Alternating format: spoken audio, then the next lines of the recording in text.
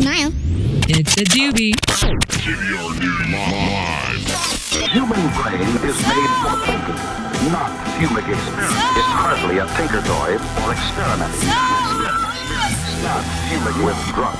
Why do we talk about marijuana? It's the single biggest drug that is a source of some confusion. This is really about educating the public about the fact that marijuana is a less harmful drug. Marijuana, that's to get high. You can be as high as you want. The prohibition of marijuana over the last 71 years has not actually prevented you from using marijuana. Do you feel weak? Close sure to winning the war on drugs. I do believe there have been some successes. We will never arrest our way out of this problem.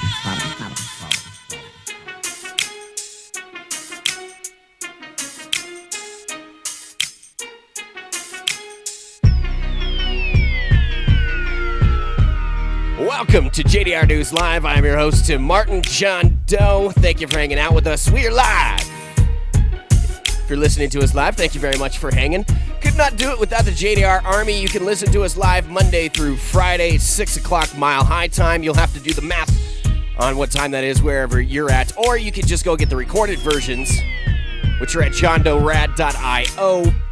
We're live, youtube.com/JohnDoeRadio/live is the easy spot to get us. Like I said, Monday through Friday, 6 o'clock Mountain Time, Mile High time. Hopefully you're having a fantastic start to this week, to the Thanksgiving week. Hopefully you have a place to go, good people around you to celebrate with. We kind of mentioned yesterday how it was awesome that the cannabis community was such a great community, that there's always people online, always people at sessions that are like, hey, you don't have somewhere to go? Come hang out with us. Come eat some food with us. Christmas, come on. Hang out with our family.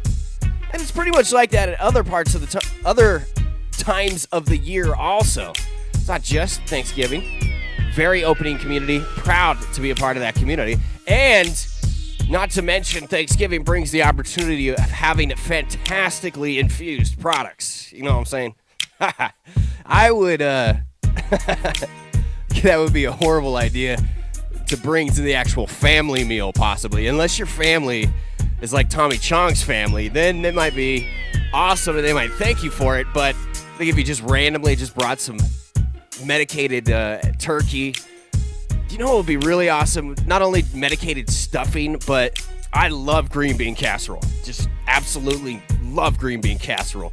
The crunchiness of, the dried onions that they have in there. I don't cook whatsoever, not one bit, so I don't know what the hell I'm talking about.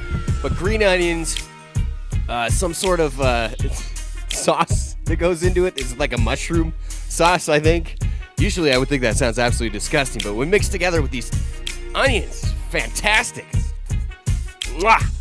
Beautiful. Gravy, turkey, it's fantastic. So if you do get a chance, there's tons of recipes online, or even here in Colorado or in Oregon and other places, you can go to dispensaries and buy cooking oil with cannabis already infused into it and all that other stuff. Woo! That sounds so fantastic. I made myself 10 times as excited before I even started the show just talking about the Thanksgiving food. Let's get to it. You're now listening to Illit Beats.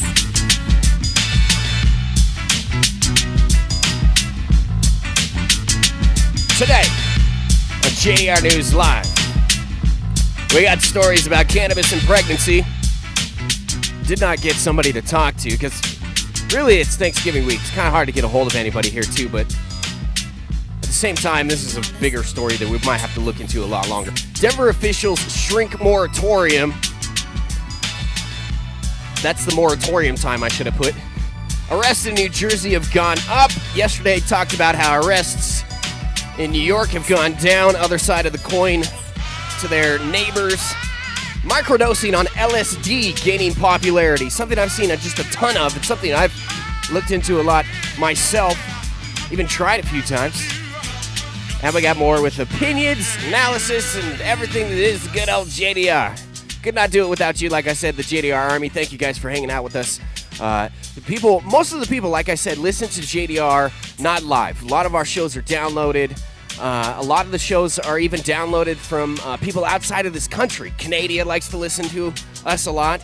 And then we have places in like Asia that grab us. So if you're our Asian friends out there, what up? At the last that I looked a few months ago, there was a few people in Turkey that listened to JDR, and God, that country's shitting its pants right now. How you gonna shoot down a Russian jet and then just get away with it, which they pretty much are. If they shoot at anything else, then everything around them will probably be turned into a glass skating rink. But Russia responding, if you didn't know, basically what happened is, this is non-cannabis news, but fits into my randomness and stony thoughts here, so why not? Anyway, Turkey shot down a Russian jet that crossed barely over into their airspace, and Putin said he's not going to respond militarily, but he's super pissed and said it's a stab in the back.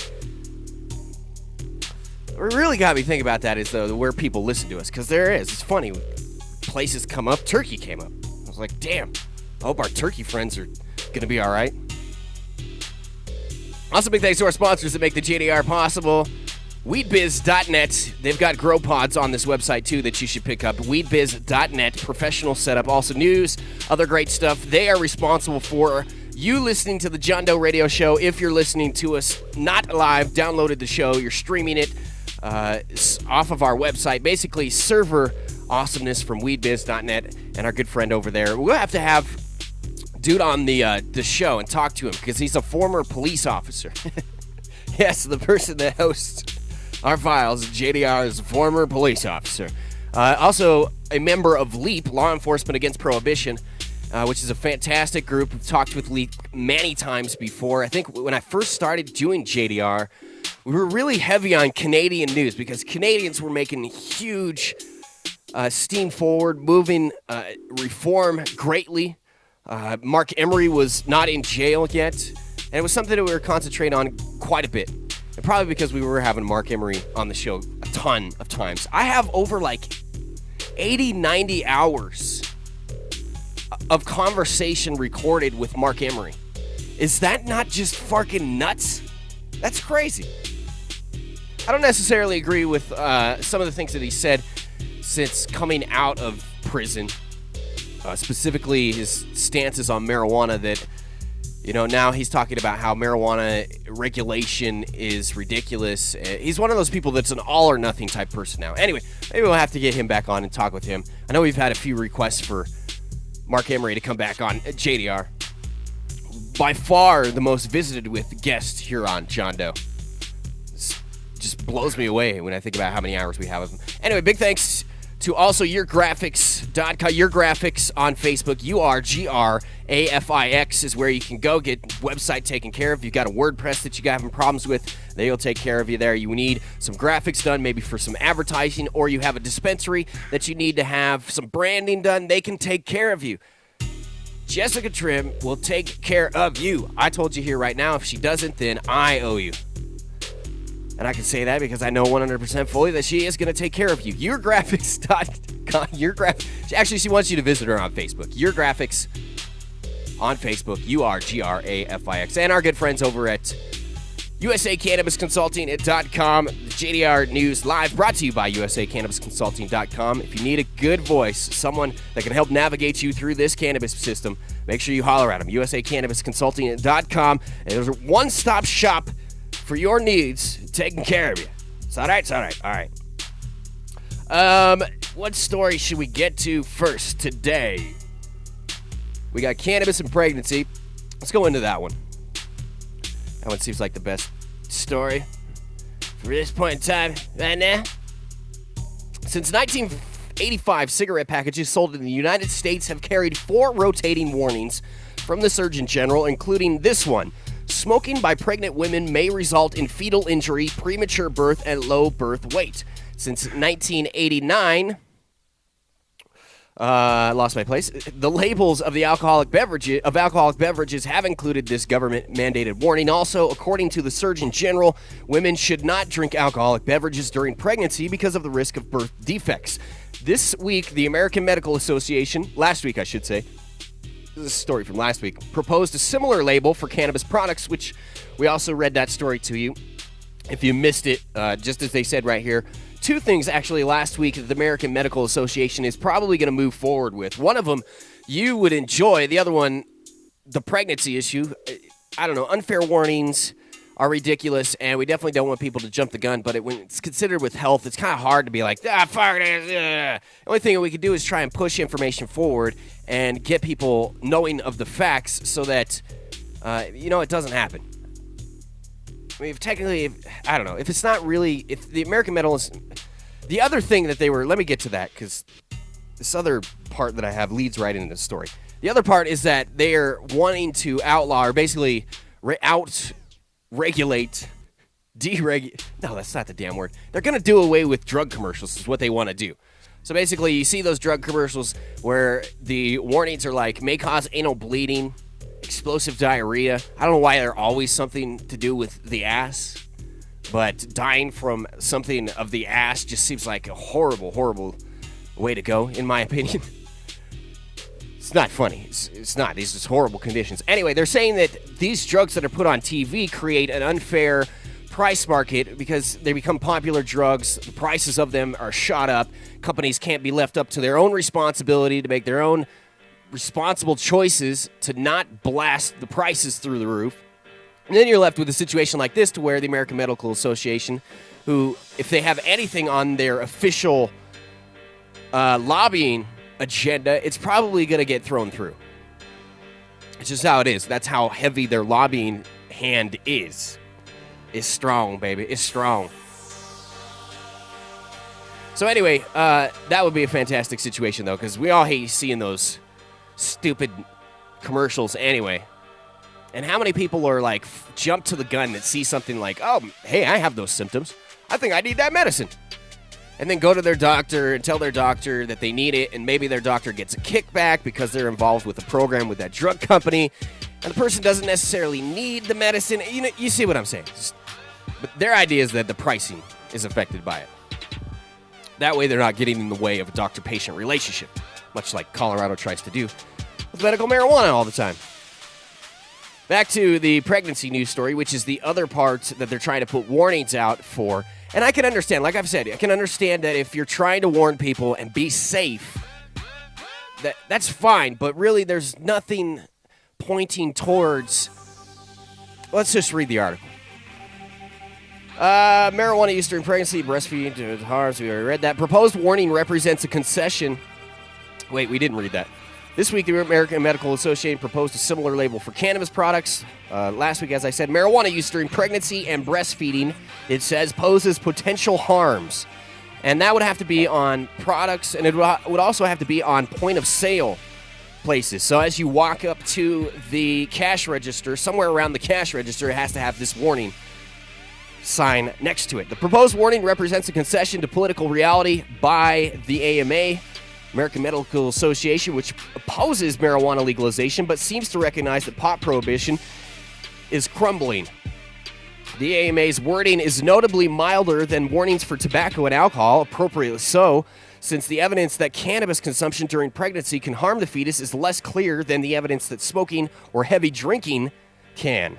In any case, providing information about marijuana's hazards is purely preferable to the punitive moralism of the war on drugs. I love this jam right here.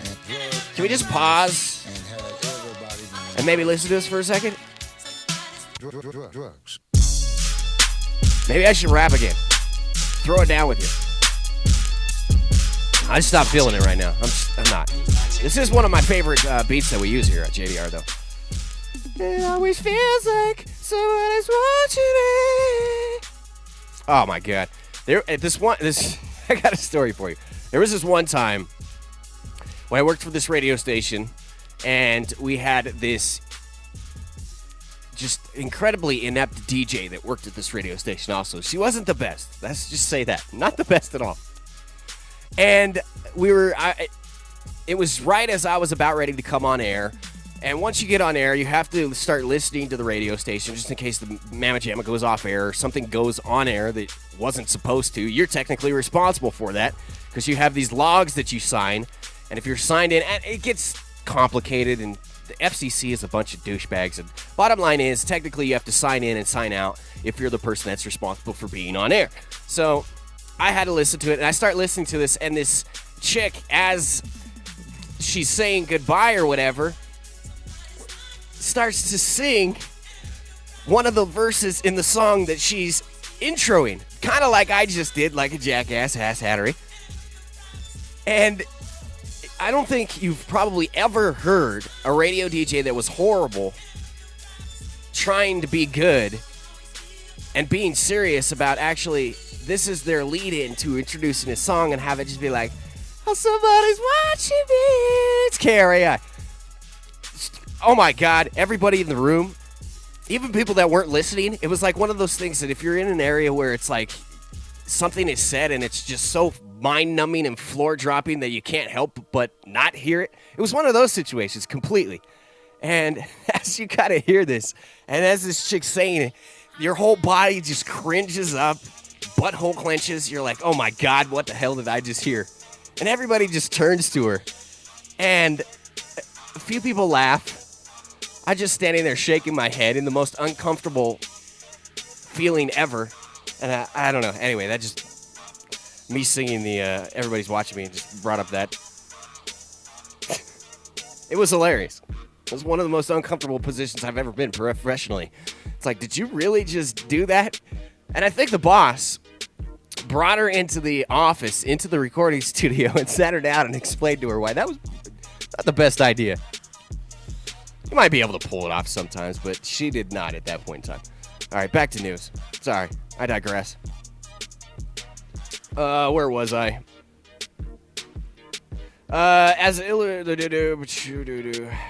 Okay, last line in the... Back to what we had just read. In any case, providing information about marijuana's hazards is surely preferable to the punitive moralism of the war on drugs. The latter approach still prevails in most of the country, as illustrated by what happened to Holly Sanford and her baby girl Nova. After Sanford gave birth at Cleveland's Fairview Hospital on September 26th, Nova was snatched away from her because the newborn's first stool tested... I gotta be touching baby's stool. Stool tested positive for marijuana metabolite. Against the recommendation of the county social workers, who are usually the villains in stories like this, Cuyahoga County Juvenile Court Magistrate Eleanor Hillo decided the drug test result by itself justified separating the newborn, Nova, from her parents. They were not reunited until last week after a judge overruled Hillo. Damn. September, October... That's, dude, you have a newborn, and for a few months, the state takes that kid away from you. I mean, for marijuana. It's horrible. Every time you see a story about something horrible happen, and you're like, damn, there's probably nothing I can hear that's more horrible than this, then another one comes along. This is a perfect example of it. Sanford used cannabis tea to treat morning sickness and severe sciatic nerve pain while she was pregnant with Nova, as she had when she was pregnant with Nova's brother, Logan, who is now almost 2. Her research convinced her that marijuana was a safer choice than painkillers she had been prescribed, and she may be right about that. The FDA puts opioids such as hydrocodone and oxycodone in Category C, meaning animal reproduction studies have shown adverse effects on the fetus, and there is no adequate and well-controlled studies in humans. Although potential benefits may warrant use of the drug in pregnant women despite potential risks, the evidence concerning marijuana's effects on fetuses is likewise mixed and incomplete. The National Institute of Drug Abuse, whose... I don't know what word this is, so I'm going to skip it, is highlighting the hazards of illegal intoxicants, says research in rats suggests that exposure to even low concentrations of THC in late pregnancy could have profound and long-lasting consequences for both brain and behavior in offspring.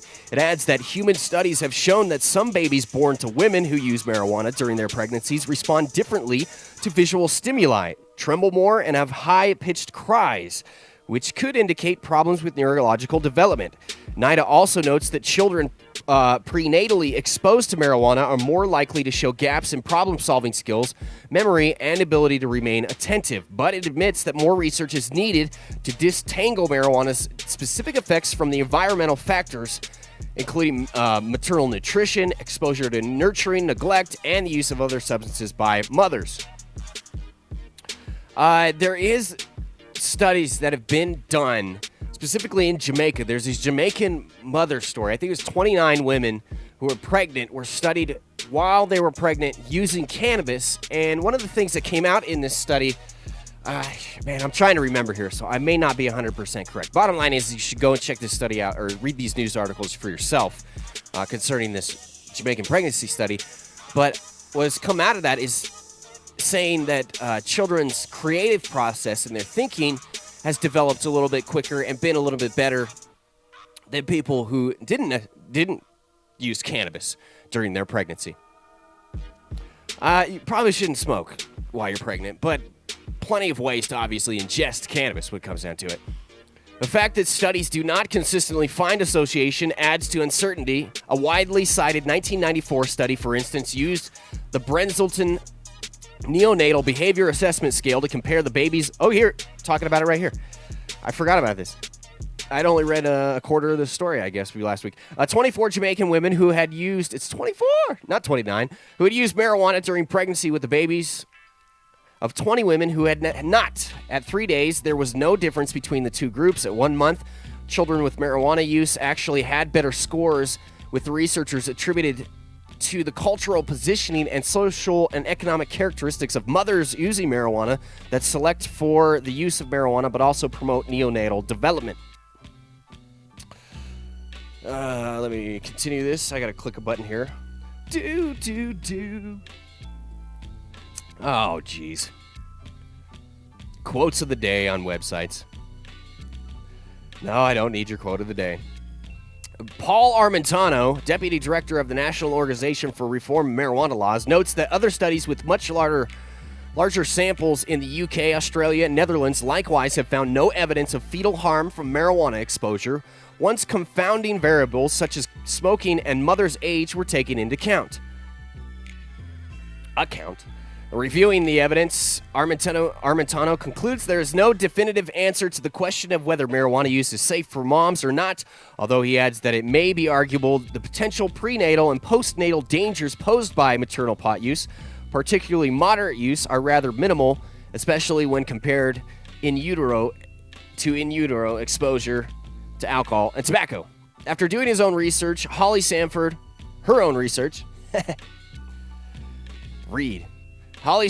concluded that possible risks posed by marijuana were acceptable in light of its medicinal value. Patients and their doctors make that sort of judgment all the time, as reflected in the FDA's allowance that the potential benefits of a Category C medicine such as hydrocodone may warrant use of the drug in pregnant women despite potential risks. In the case of marijuana, those benefits may include relief of otherwise unbearable pain, like this lady experienced, or the severe life-threatening nausea that afflicts some expectant mothers. Hilo, the magistrate who ordered Nova's removal from her parents' custody, was not interested in weighing the risks and benefits of medical marijuana. All she knew was marijuana is illegal, meaning that someone who consumes it is also de facto unfit parent.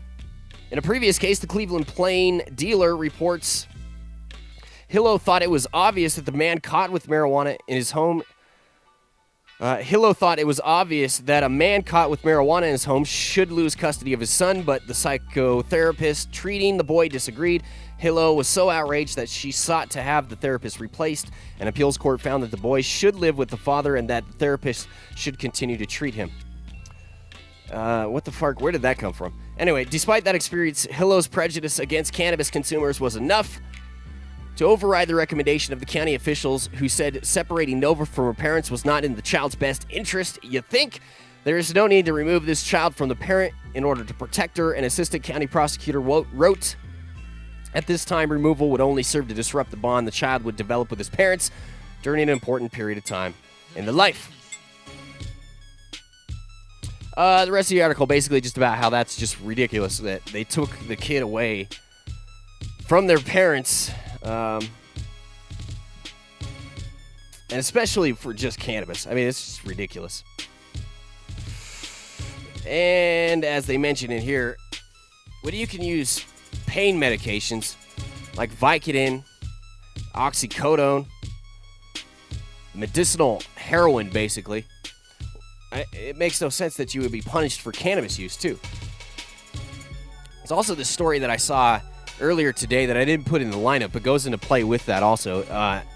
Damn it, where was it? New Hampshire, Maine, something like that. Anyway, one court from one state that was waiting to implement medical marijuana allowed this woman to be able to access cannabis from another state in order to help treat her ailment, which is a pretty decent story. Maybe try and cover that later on this week.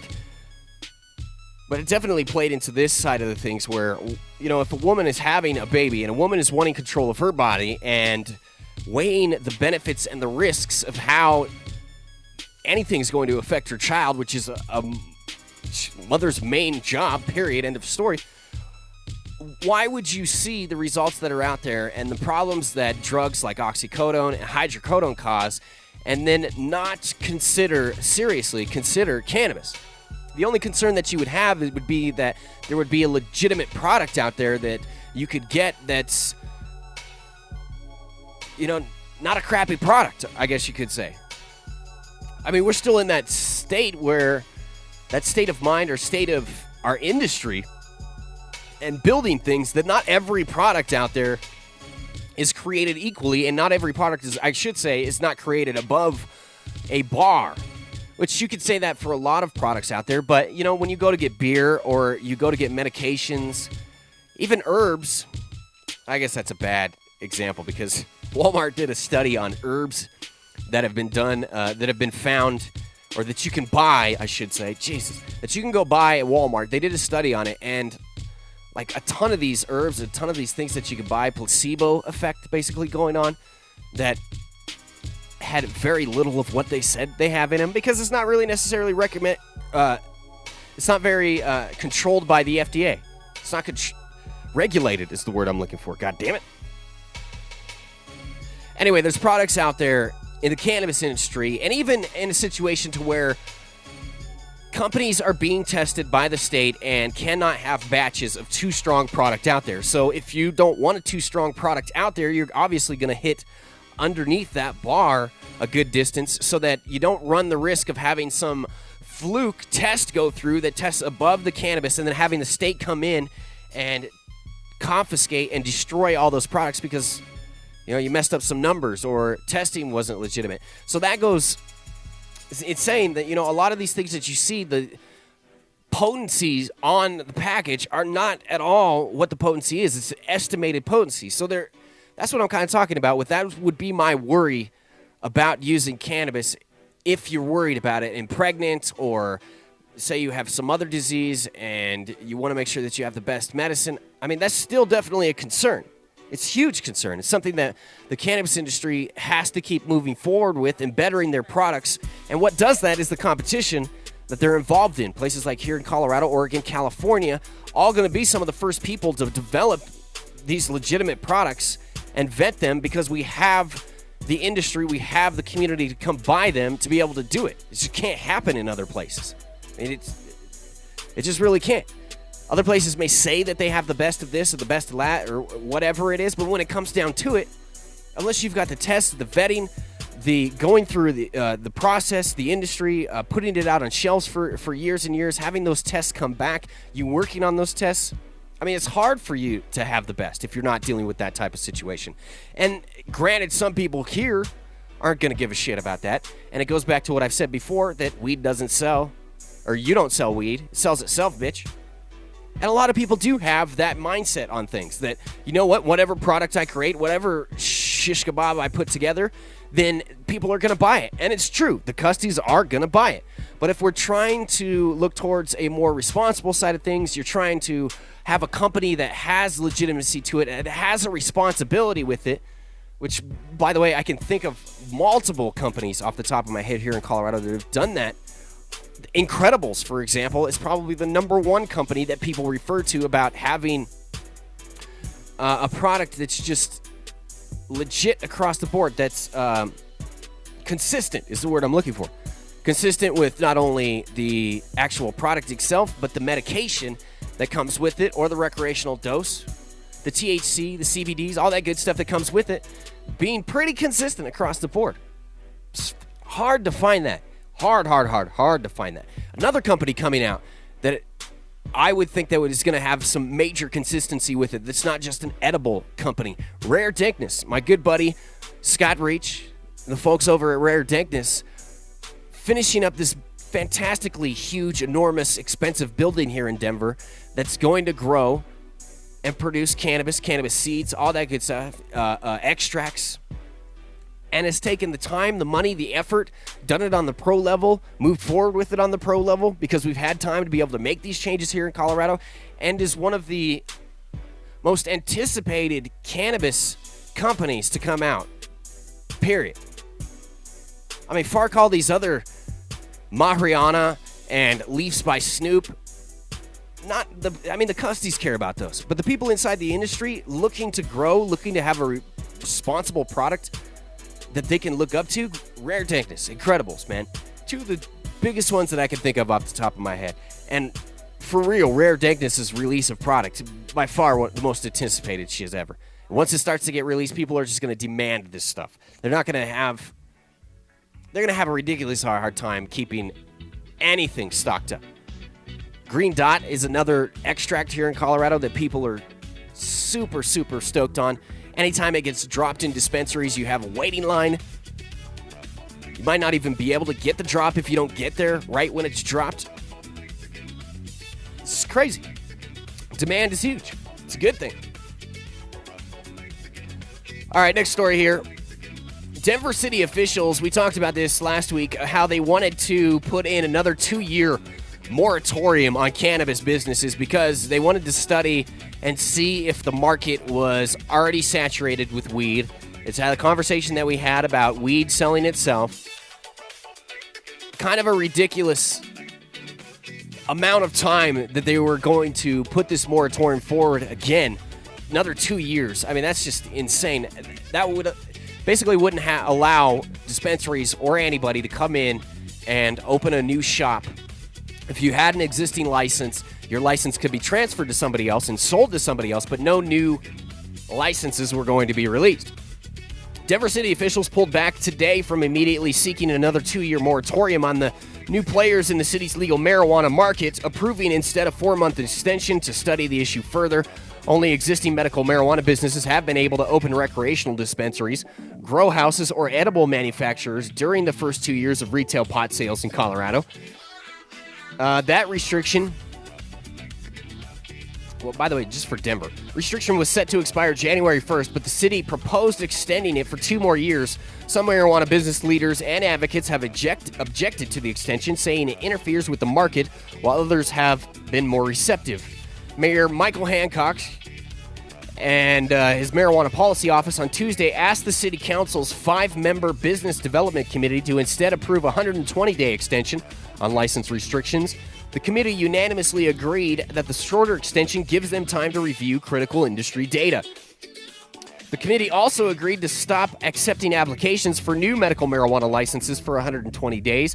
Applications in process before January 1st will be processed. The full council likely will vote on the proposal in coming weeks. Several marijuana business owners on Tuesday's 90-minute meeting said limiting the market, even for a short time, creates problems for those entrepreneurs looking to get into Denver's pot market. It's downright irresponsible to extend the moratorium to this date, said Lauren Davis, an attorney specializing in marijuana law.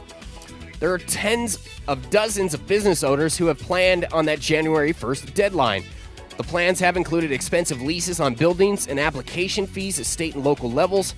Though retail marijuana businesses have been limited to those already with a medical license, there have been an influx of applicants for medical licenses, with no appreciable increase in the number of medical marijuana patients registrations. But Denver's concentration, they're basically bitching right there about how more and more businesses are coming, and there has been an increase.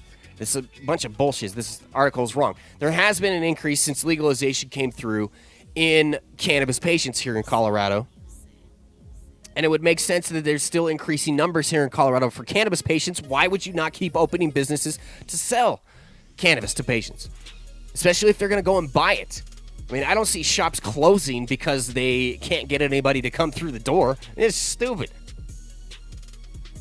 It's just like a liquor store going out of business. When was the last time you heard of a liquor store going out of business because it couldn't sell enough? Maybe in smaller towns that, like in Craig, Colorado. When I lived in Craig, Colorado, had 9 fucking liquor stores for a town of like 5,000 people. It's just insane how many liquor stores were there. And I'm talking about 5,000 people spread out in a very large distance. Maybe 1,000 people within an area that would have been acceptable for these liquor stores. Bottom line is, the shit sells itself. Back to the story. Denver's concentration on marijuana businesses, about 40% of all the state's licenses are located in the city, has city officials wanting to take a pause before allowing additional licenses to be issued. Councilman Paul Lopez, who's an asshat when it comes to cannabis, not accepting at all of cannabis, never has been. People like him should just be eliminated from some of these debates. Like, we already know how you feel. You're just being an asshat, playing shit politically, lying to people. You're eliminated. You can leave. You're fired, as Donald Trump would say. We've been successful. It's up to the people of the city of Denver to fire that bastard. Not Donald Trump, goddammit.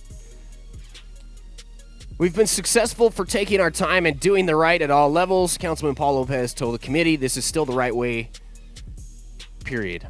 Though the city's Office of Marijuana Policy backed away from asking a 2-year moratorium on new licenses, Mayor Advisor Ashley Kilroy said the objective through May is to decide whether that limitation should happen at all.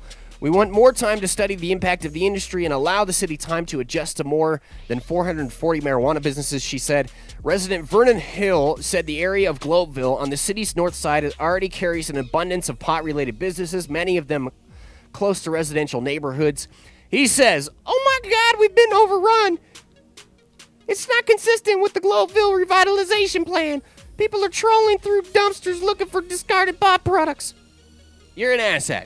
I'll refer you to the studies that show places where cannabis dispensaries have popped up have increased development, have increased in areas, awesomeness, lowered the crime rate, brought stores into your area. Foot traffic has been awesome. Don't be pulling any of that bullshit. Anyway, Denver Post has always been asshats. This story comes from Denver Post. Always been against cannabis. Like I've said to you, for 10 years they've been wrong about giving editorial views and skewed reports of how marijuana is being implemented here in Colorado, things that have gone on regarding marijuana laws, dispensaries, shitting on the whole program. Go fark your couch, Denver Post. Yeah, I said it. Go fark your couch. This story, God, I got cottonmouth like a bastard today. Although I have enjoyed smoking a bowl before the show has started, man.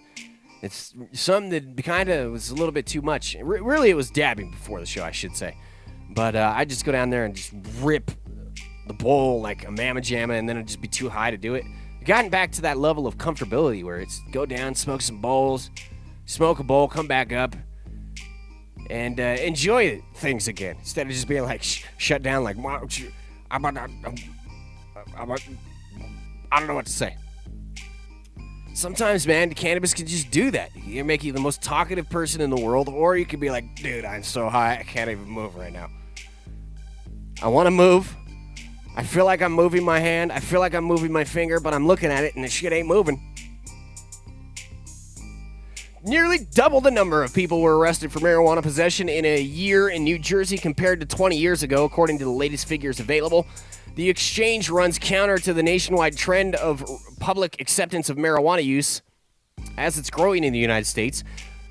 Executive Director of New Jersey's ACLU chapter said he's especially concerned by the numbers because studies show African Americans are charged with possession 3 times as much as white people. New Jersey's 24,765 arrests for possession in small amounts of marijuana in 2013 was the state's highest number in 20 years, nearly doubling the amount in 93 when the population was 12% less. The Philadelphia Inquirer reported simple possession is considered less than 50 grams or about 1 3/4 ounces. I do my math. Fuck it. I don't need to do the math. As a legislators debate whether to legalize or regulate the drug, Governor Chris Christie has vowed to veto any bill that would legalize recreational marijuana use. ACLU dude says he doubts anyone knows the exact answer, but that it's a point of concern. It coincides with the governor who has taken an incredibly harsh tone on marijuana use. Chris Goldstein, member of Philly Normal, also the original broadcaster of Normal's podcast, Advocacy group said Christie is the most vocal marijuana prohibitionist in America right now. His rhetoric obviously hasn't been lost on the police captains of New Jersey. A spokesman for Christie called any link between the governor's stance on marijuana and the number of arrests in New Jersey a harebrained theory. Bills seeking to legalize or decriminalize the drug are pending in New Jersey state legislature. Possessions not very accepted in New Jersey. And like we said yesterday, talking about how New York's cannabis arrests going down, tickets going up, but still arrests going down, which I guess if you want to spin it in a good way is a good thing. Still hate to see that many people ticketed, but at least they're not being handcuffed and thrown into a cage. It's a freaking beautiful thing. What do we got next? By the way, if you got anything for us in the chat room, holler at me. Yesterday was funny.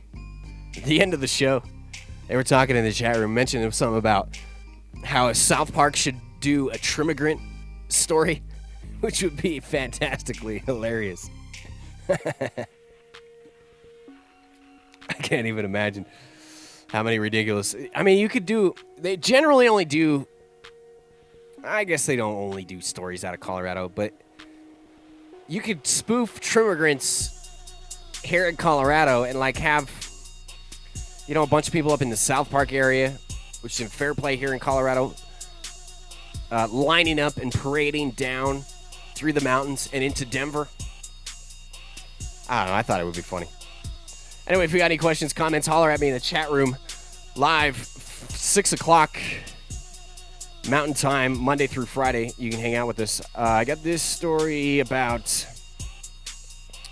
legalized marijuana just smoked my son's job prospects through the roof. I don't know if I'll get to that today. I don't even want to read another asshat jackass hattery story. Basically, this dude talking about how people that smoke weed are not going to be able to get jobs, and his son has a better opportunity to be able to get jobs because of all the people smoking weed. You know what? I guarantee your damn son's smoking some dang old pot. Shut the fuck up. Go sit in the corner. Let's get to this one. This was probably a funner story. How LSD microdosing became the hot new business trip. I've been seeing not a ton of stories, I guess I shouldn't say. Like 3 or 4 stories, which seems like a bit, here in the past few months, talking about how microdosing was something that more and more people were taking part in.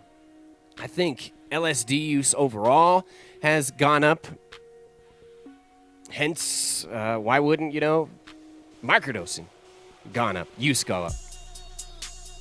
Let's call him Ken. Ken is 25. He has a master's degree from Stanford. By the way, this is from RollingStone.com.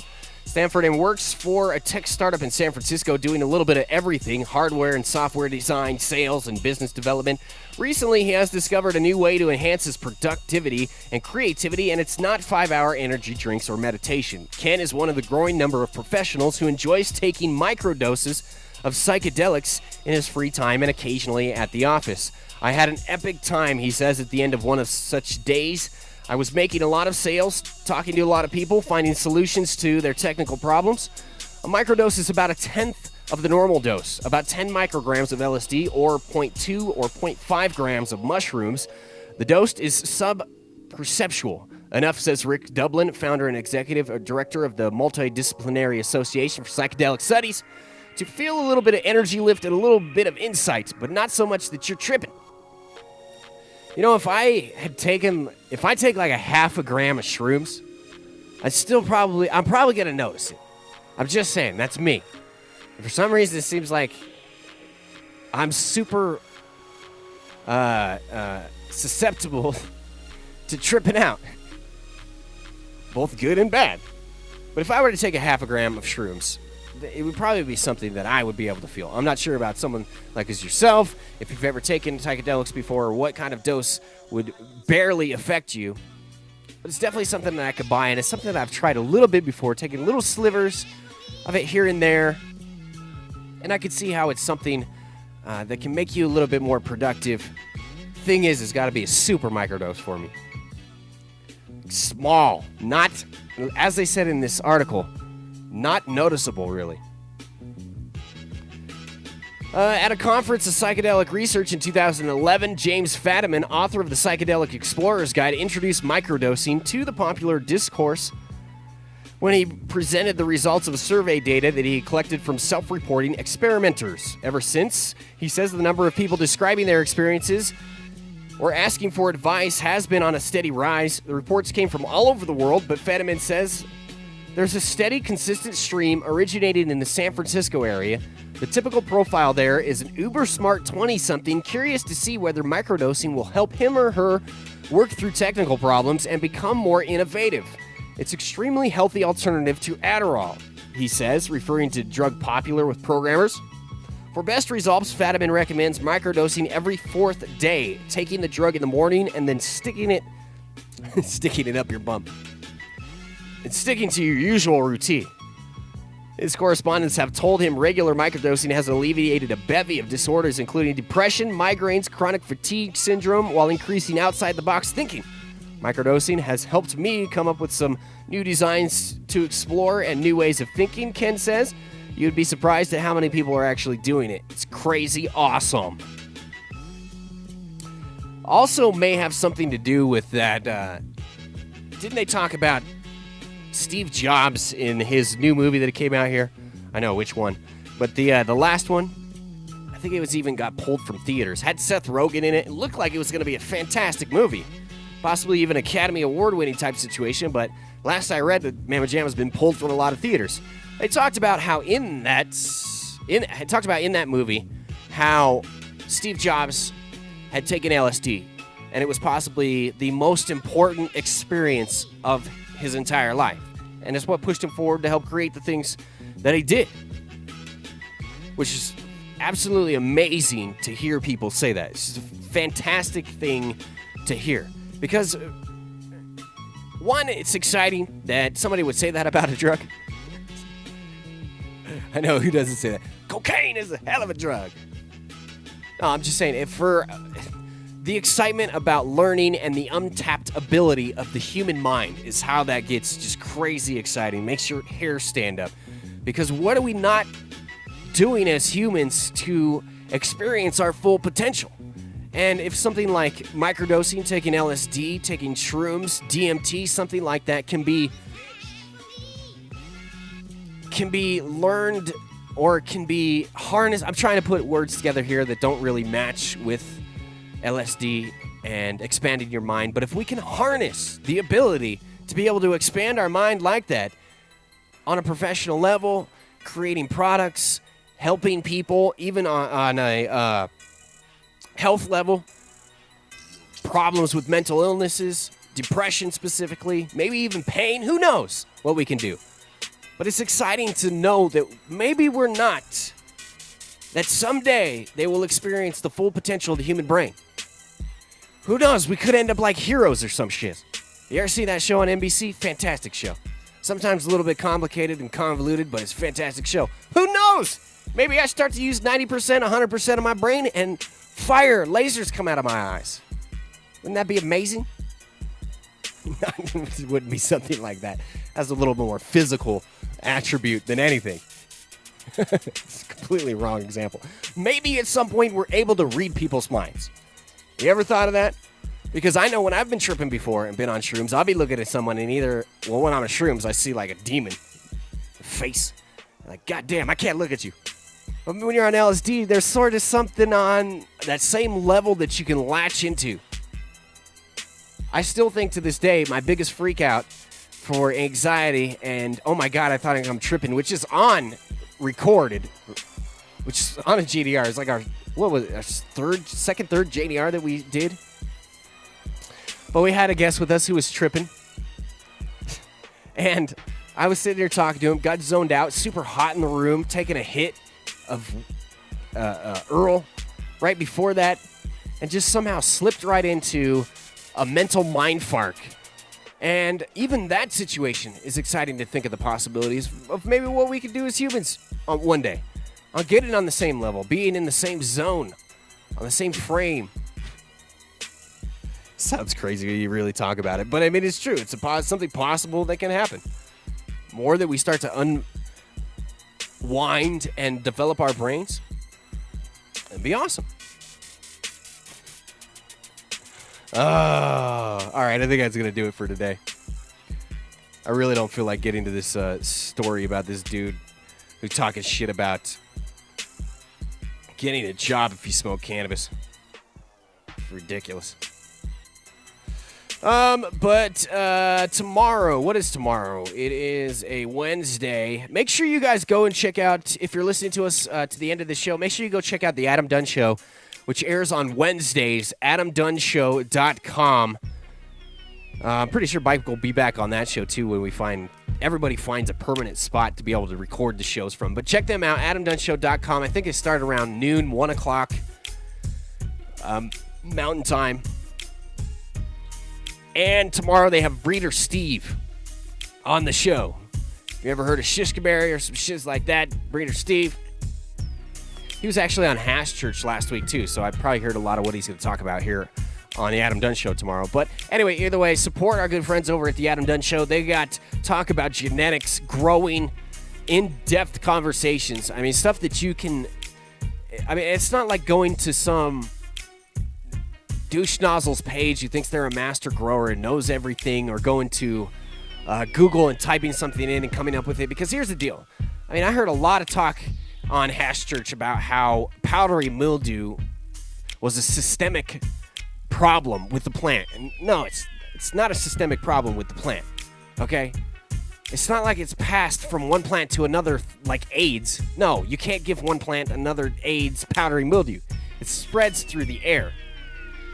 And if you clone a plant that has powdery mildew, there's a good chance it's going to have powdery mildew on it because, well, they were both in the same goddamn air. It's not systemic. The only systemic thing about powdery mildew is that you can use things on the plant that are systemic. So really all you got to do when it comes down to powdery mildew is get some more circulation and air into your mamma jamma. Regardless if you even have a high humid environment, if you get a bunch of air moving through that sucker, you're never going to have to worry about problems with powdery mildew. Trust me, believe me, I've seen it so many times. It just blows me away how many people have to deal with that issue, and they're just wrong about it. But granted, you could Google something and learn all you want about it, but it could be the wrong thing that you're learning. So anyway, head to shows like theadamdunnshow.com. They can kind of explain to you how you make those decisions of treating your plants better, can kind of give you more ideas of if you were right or if you're wrong about something you thought. Anyway, it's a good, fantastic show. They'll answer your questions. So holler at them. Tell them the JDR sent you. Big thanks to you. The JDR Army could not do it without you, especially the people that spend live shows with us here every day. You guys are awesome, and going to think of something to do for you guys. The good folks over at Oil Slick told me to contact them for possibly some giveaways, so that would be sweet if I could get some giveaways here and toss them to a few people that chill with us every day live here on JDR, johndorad.io or youtube.com/JohnDoeRadio/live. Big thanks to our sponsors, weedbiz.net, urgrafix.com, or on Facebook, urgrafix.com. And last but not least, JDR News brought to you by USACannabisConsulting.com. Trying to decide what's going on tomorrow. I think I have a dinner that I need to be a part of tomorrow. So I'll see what happens with JDR News tomorrow and Thursday. I'll probably be with you on Thursday because I don't think I'm going to be really doing anything on actual Thanksgiving. So I might just be hanging out with here. I might be the lonely one that I've been talking about here. I probably will be. Actually, that's how it's going to happen on Thursday. So I'm going to be left alone. So we'll see. Maybe I'll come hang out with you guys. I'll let you know on my Facebook page. So check us out on our John Doe Radio Facebook page or my Facebook page. Jesus, I need to shut up. Going on and on here at the end. I'm John Doe, a.k.a. Tim. Have a great night. See you.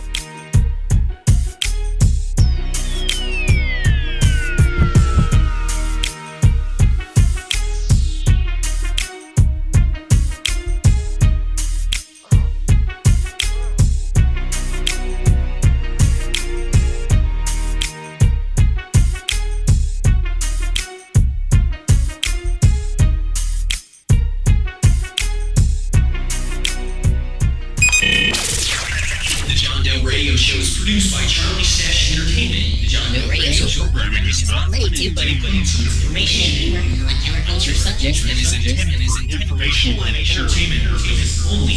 We specifically include responsible marijuana reform. Listening to anyone but your mother is just plain stupid.